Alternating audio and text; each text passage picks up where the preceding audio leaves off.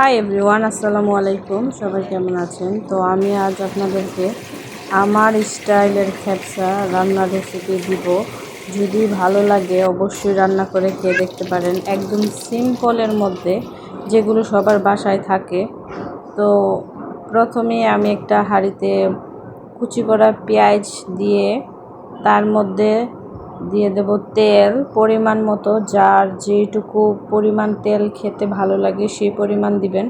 আর এই খেপসাটাতে একটু তেলের পরিমাণ বেশি লাগে, কারণ এটাতে আমি চাল ইউজ করব, সাদা ভাতের চাল, যার কারণে পরিমাণটা একটু বেশি হলে রাইসটা একটু তেলতেলা ভাব হয়, একদম ঝরঝরা থাকে। তেলটা কম হলে ভালো লাগে না, সেই জন্য একটু বেশি করে দিলেই ভালো হবে। তো তার মধ্যে দারচিনি, এলাচ, তেজপাতা একসাথে সব কিছু অ্যাড করে দিব এখন। আর এই খেপসা রান্নাটা এক একভাবেই করা যায়। কেউ চাইলে মশলা দিয়ে করতে পারে, আবার কেউ যদি চান মশলা ছাড়াও করতে পারবেন, কোনো সমস্যা নাই। যেহেতু আমার কাছে মশলাগুলি আছে, সেজন্য আমি এই মশলাগুলি ইউজ করি, রান্না করি। আর সৌদিরা কিন্তু একদম কোনো মশলা ইউজ করে না, জাস্ট এই যে আমি যেই সাদা তেলটা ইউজ করেছি, ওরা শুধু জাস্ট এখানে ঘি, পুরাটাই ঘি ব্যবহার করতো। আমরা তো ওদের মতন এত ঘি ব্যবহার করতে পারবো না, সেজন্য আমরা সাদা তেলটাই মানে একদম নর্মালভাবেই রান্না করব, বাসায় খাবো। আর এই যে দেখেন, আমি যেই চালটা বাসায় সবসময় রেগুলার ভাত রান্না করি, সেই চালটাই দিয়ে রান্না করব। তো এটা বাসমতি চাল, যদিও অরিজিনাল বাসমতিটা না, তবে এটাও বাসমতি চালই খাই রেগুলার বাসায়। তো এটাকে আমি হাফ ঘন্টা ভিজিয়ে রাখি। তারপর এখানে পেঁয়াজগুলো ভালোভাবে ভাজি করে এখানে প্রায় 2 থেকে আড়াই টেবিল চামচের মতন আদা আর রসুনের পেস্ট অ্যাড করব, কারণ এখানে আমি আস্ত 2টি মুরগি রান্না করব, যার কারণে একটু পরিমাণটা সেই মতোই দিতে হবে। তো এই পর্যায়ে যখন আদা রসুন পেস্টটা একটু ভাজি হয়ে আসে, তারপর আমি এখানে অ্যাড করব আমার প্রিয় একটি সস, কারণ এই সসটি আপনারা দিতে পারেন, কোনো সমস্যা নাই, না দিলেও।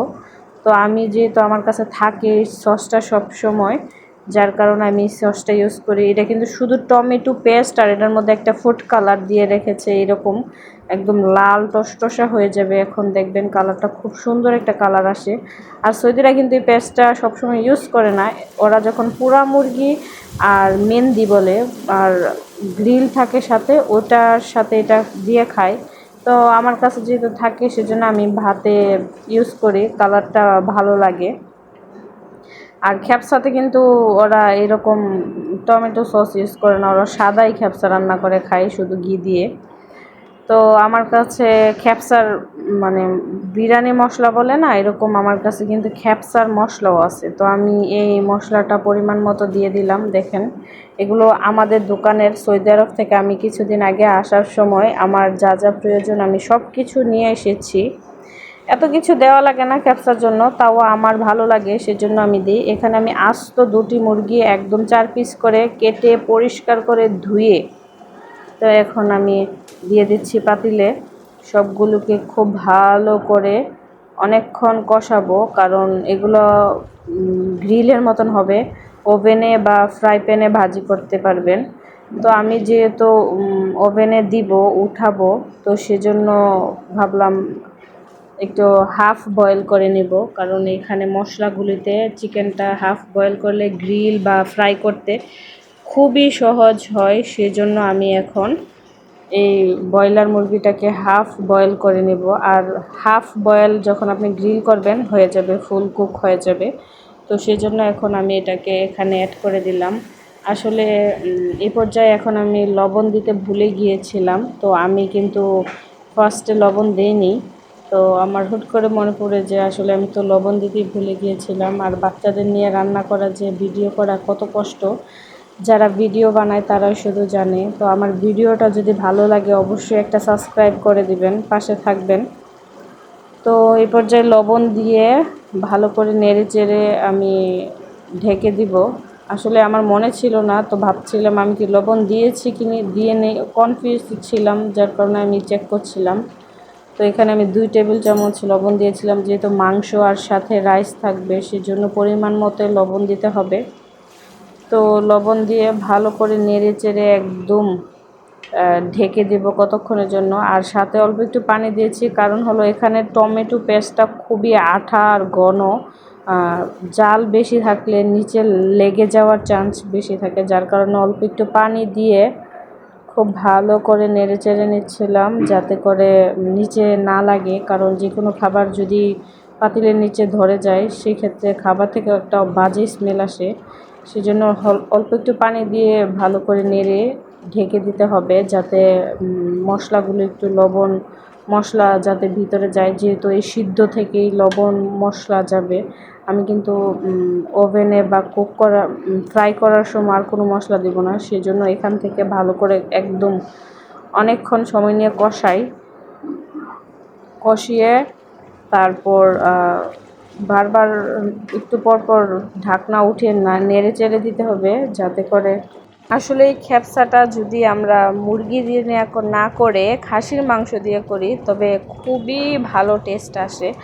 তবে আমি সৌদি আরব থেকে আসার পর খাসি জবাই করে কিনে আনিনি, যার কারণে আমাকে চিকেন দিয়ে করতে হবে, সেই জন্য আমি চিকেন দিয়ে করেছি। তবে চিকেন দিয়েও খেতে খুবই টেস্ট, এক একটার এক এক স্মেল। দুম্বার, খাসির, তারপর উটের এক এক রকমের খাবারটা এক এক রকমের টেস্ট হবে।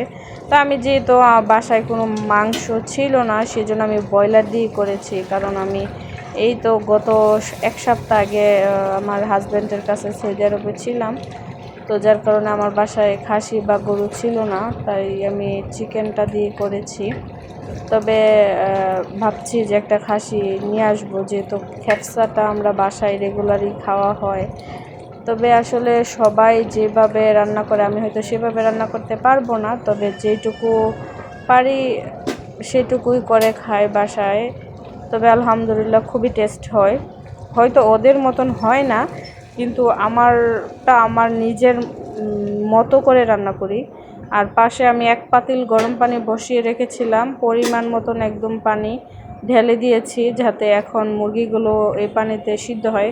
মুরগির পিসগুলো বেশি বড় বড়, যার কারণে সিদ্ধ হতে সময় লাগবে।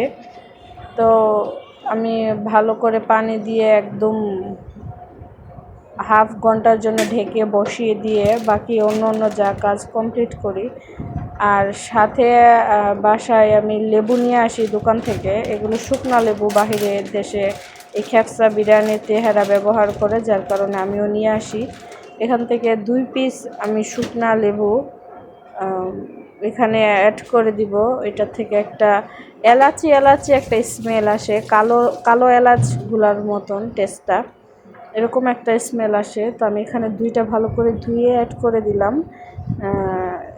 আর সাথে কিছু কাঁচামরিচ অ্যাড করে দেব, যেহেতু এখানে কোনো মরিচ অ্যাড করা হয়নি, যাতে আমি বাচ্চারা তো ঝাল খেতে পারে না, যেটা আমিও খাবো, সেজন্য কিছু মরিচ দিয়েছি, যাতে ভাতের সাথে মেখে খাওয়া যায় যার যার স্বাদ অনুযায়ী। তো কতক্ষণ পর নেড়ে চেড়ে দিচ্ছি আর দেখছিলাম কীরকম সিদ্ধ হলো মুরগিটা। তো আসলে এই রান্নাটা কিন্তু তেমন বেশিক্ষণ লাগে না, জাস্ট 1 ঘন্টার মধ্যেই হয়ে যায়। তো আমার যেহেতু ছোটো বাচ্চা আছে, আমাকে বারবার এখান থেকে রান্না ফেলে চলে যেতে হয়, সেজন্য হয়তো আমার একটু লেট হয়। আর ডিম করে রান্নাটা করা লাগে, যার কারণে ভিডিওটা একটু বড় হয়ে যায়। তো বাচ্চাকে ওদিক সামলিয়ে এদিক চলে আসি, যেহেতু আমার মুরগিটা সিদ্ধ হয়ে যায়, সবগুলোকে আমি উঠিয়ে একটা জায়গায় নিয়ে নিচ্ছি, যাতে করে এখন আমি মুরগির মাংসগুলোকে ফ্রাই করব। আর সাথে এখানে আমি ধুয়ে রেখেছি আর হাফ ঘন্টা ভিজিয়ে রেখেছিলাম চালগুলো, সেই চালগুলো এখন আমি এইখানে অ্যাড করে দেব। কারণ এই পানিতে চালগুলা দিয়ে রান্না করব। আর মুরগিগুলো এখন সিদ্ধ করে নিয়েছি, সেই মুরগিগুলো আমি এখন ওভেনে বা আপনারা চাইলে ফ্রাই প্যানে যে কোনো একটাতে করে নিতে পারেন। আমি 2 জায়গায় দিয়েছি যাতে তাড়াতাড়ি হয়। একটা মুরগি দিয়েছিলাম ওভেনে আর একটা মুরগি দিয়েছিলাম ফ্রাই প্যানে, যাতে 2 জায়গায় আমার রান্নাটা তাড়াতাড়ি হয়, লেট যাতে না হয় সেই জন্য। তো এখানে আমি চালগুলো ধুয়ে একদম ক্লিন করে নিয়ে আসি। এই যে এগুলা এখন সবগুলা দিয়ে দেব এখানে। আর আমি এখানে 4 পট মানে 1 কেজি থেকে একটু বেশি চাল ব্যবহার করেছি, যেহেতু এখানে 2টা মুরগি ছিল সেজন্য। আর যার যার মতো করে আপনারা নিতে পারেন। আমি আমার মতো নিয়েছি, এখানে 1 কেজি থেকে একটু বেশি নিয়েছি। তো এখন চালগুলো ভালো করে একদম পানির সাথে মিক্সড করব, মশলার সাথে মিক্সড করে ঢাকনা দিয়ে ঢেকে দেব, যাতে চালগুলো খুব ভালো সিদ্ধ হয়। কারণ এগুলা তো সাদা ভাতের চাল, যার কারণে সিদ্ধ হতে খুবই সময় লাগে। সেই জন্য আমি এখানে এখন ভালো করে নেড়ে ঢাকনা দিয়ে ঢেকে দিচ্ছি, যাতে প্রথমে ভালো করে বেশি পানিটা শুকিয়ে যায়। তারপর আমি এখন এই যে দেখতে পাচ্ছেন যে মুরগিগুলো ওভেনে অর্ধেক দিয়ে দেব, আর অর্ধেক আমি ফ্রাই প্যানে দিব, যাতে আমার শর্টকাটের মধ্যে সেরে ফেলতে পারি। ওভেনে দিয়ে যখন কিছু বেঁচে যায় সেগুলো ভাবি যে আসলে লেট হবে এইভাবে, তো তার মধ্যে দেখতে পাচ্ছি যে অনেকক্ষণ হয়ে যায়। তো আমি ঢাকনাটা উঠিয়ে আবার একটু রাইসগুলো নেড়ে চেড়ে দিচ্ছিলাম, যেহেতু এখানে আমি সস ব্যবহার করেছি কোনোভাবেই যাতে নিচে না লাগে। এই যে দেখছেন কতক্ষণের মধ্যেই কিন্তু পানিটা শুকিয়ে যায়। তো আমি একটু পরপর দেখে নেড়ে দিচ্ছিলাম যাতে কোনোভাবে নিচে না লেগে যায়। তো আমার লেট হচ্ছিল ওভেনে, যার কারণে আমি ভাবলাম যে ঠিক আছে এই পাশে আমি ফ্রাই প্যানে বসিয়ে দেই, ওগুলো হতে আর এগুলো হতে সমান সমান টাইম হয়ে যাবে। তো আমি পাশে ফ্রাই প্যানে দিয়ে দিই। আর এই ঘিটা আমি আমার নিজের হাতে বানিয়েছি, কোথাও থেকে কিনা না, বাসায় দুধ নিয়ে আসি ওই দুধ থেকে। তো আমি এখানে একটা চাটনি বানিয়েছি, এই 4টা উপকরণ দিয়ে বানিয়েছি। তো এই যে দেখেন একটা ছিল ওভেনের আর একটা ছিল ফ্রাই প্যানের। আর এই যে এখানে দেখেন আমরা খাওয়ার জন্য একদম রেডি। তো বাচ্চাদেরকে নিয়ে আমরা এখন খাবার দাবার খাবো। যদি ভিডিওটি ভালো লাগে, রেসিপি যদি ভালো লাগে অবশ্যই সাবস্ক্রাইব করে দিবেন। ভালো থাকবেন, আল্লাহ হাফেজ।